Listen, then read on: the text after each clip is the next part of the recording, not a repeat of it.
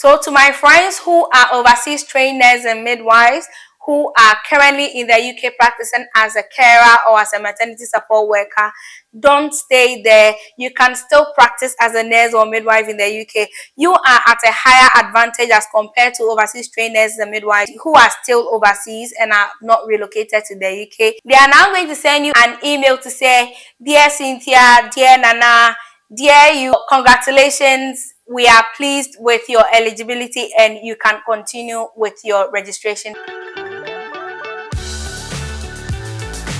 Hi guys, welcome to my channel. My name is Midwife Jamie. On my channel, I talk about life in the UK, midwifery practice in the UK, and I share my experience as an immigrant living in the UK as well. If any of these topics interest you, don't forget to subscribe, like, and share the video to your friends. To my returning subscribers, I don't know what to say than to say thank you. I really appreciate the love you show me. Thank you so much.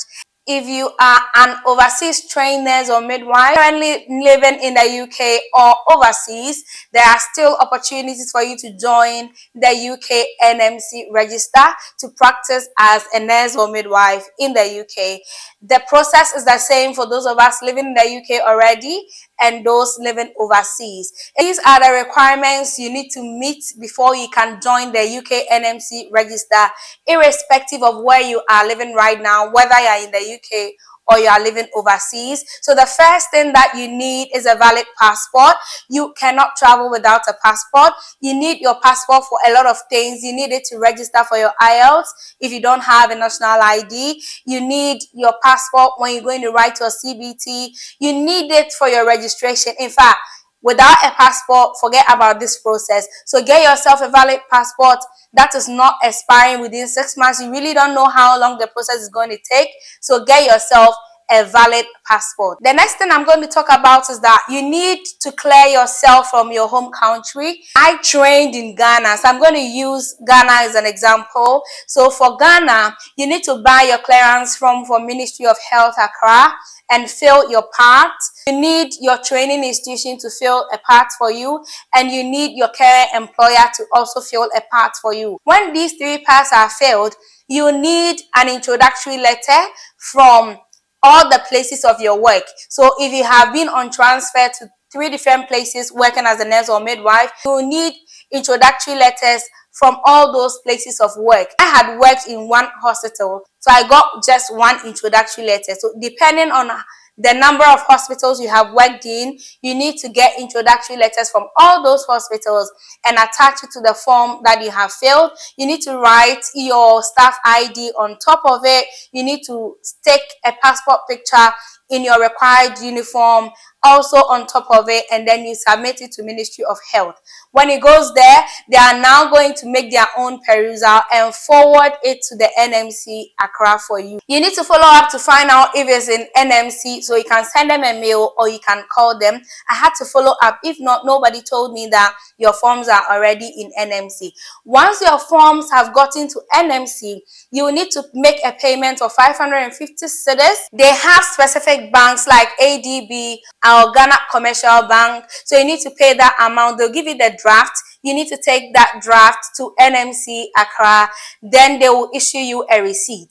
There, you need to go with your valid PIN. They do not accept a PIN that has already expired. So go with a valid PIN, go with the draft we have talked about already, and then you need to state which country you are making the clearance to. So for instance, if you're making the clearance from Ghana to the UK, then you need to write in one of their books that you are making the clearance to UK. At this point, you don't have anything else to do with NMC. You would now need to start your NMC registration with the UK before they would be able to contact NMC Ghana so that they attest to the fact that your qualification and all the certificates with the information you are giving them are legit and that you are actually a qualified nurse or midwife. When you start the NMC UK registration, they are going to ask you to prove a lot of things. The first one they're going to ask of you is your identity. So the passport we have talked about is really important. So you need to fill in your passport details, so your full name, your date of birth, date of issue and date of expiry, of that passport. If you have done any change of name, you need to get an affidavit or a document to say that you are the same person, but due to marriage or whatever reason, your name has changed. Once that is done, then you will need to upload the passport onto the NMC UK registration portal. The next thing I'm going to talk about is a qualification evidence. So you need to prove to the NMC UK that truly you have gone to nursing school and that you have certificates to prove. There are two certificates you need to be able to prove your qualification. The first one is your training certificate. So if you did a diploma or degree straight away, that is the first certificate you need to upload on the website to let them know that yes, you have done the training. The second one is your license certificate. So the regulatory body in your country will give you a certificate after your graduation. So you need to upload that license certificate as well.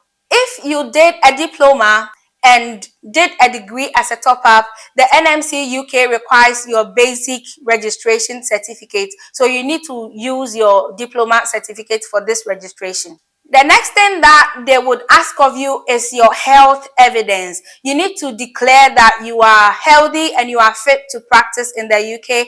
Later on in your registration process, you will need a health practitioner to also back up this declaration that they have examined you and you are fit to practice in the UK. The next evidence you need to give the UK NMC is your character evidence. In fact, nursing and midwifery practice is a noble profession, colleagues of the most noble profession. So you need to declare to the NMC UK that you are of good repute and you'll be able to practice as a midwife or as a nurse in the UK. Another evidence you need to give the NMC UK is your language evidence, the English language evidence. So in one of my videos, I'm going to leave the link up here. I have explained all the forms that the NMC UK accepts before you be able to get onto the register. So you need to meet the criteria for English language before you be able to get onto the register and to practice in the UK. So the most common ones we know is the IELTS and the OET.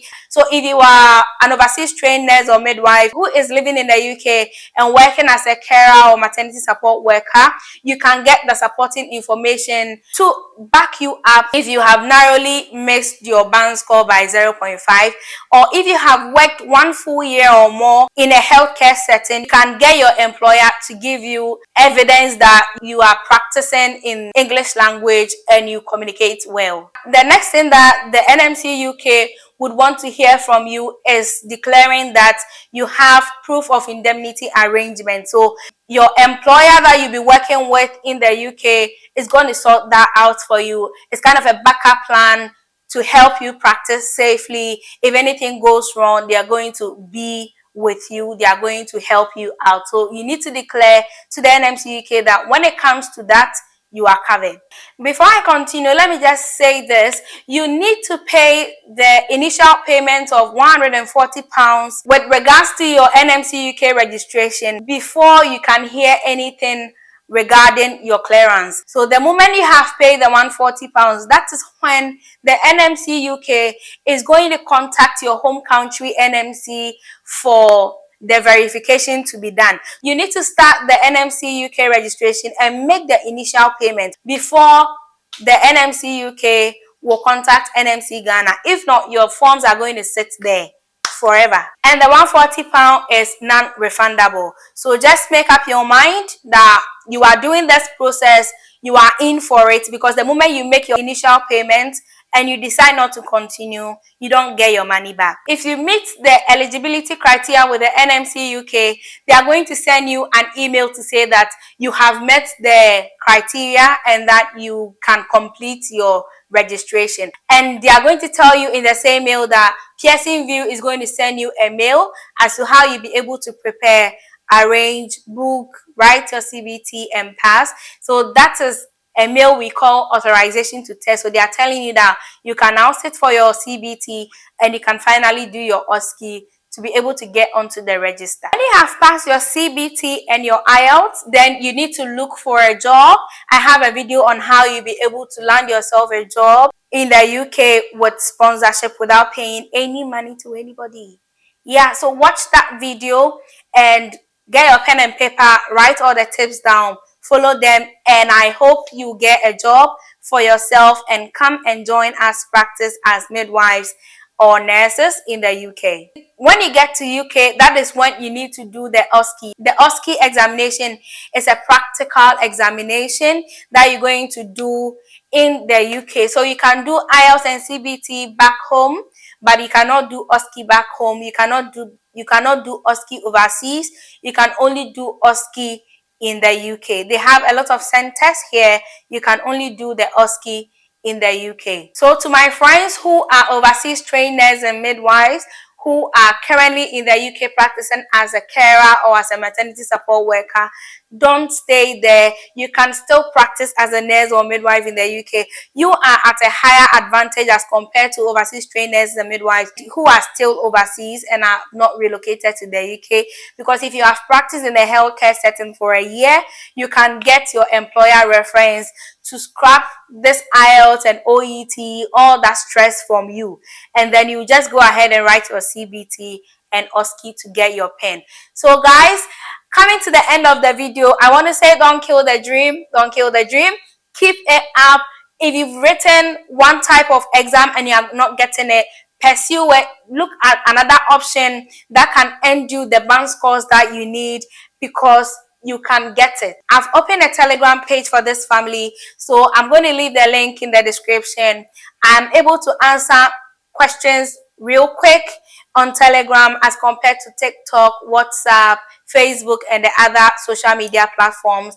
And it's not just me. I've got other qualified nurses and midwives who are living in the UK who are knowledgeable. They have answers to your questions. So join the family page and let's discuss anything that you feel like you want us to discuss. Let's answer all your questions and help you get onto the register. And come join us practice as nurses and midwives in the UK. Thank you, darling. See you in my next video. Bye bye.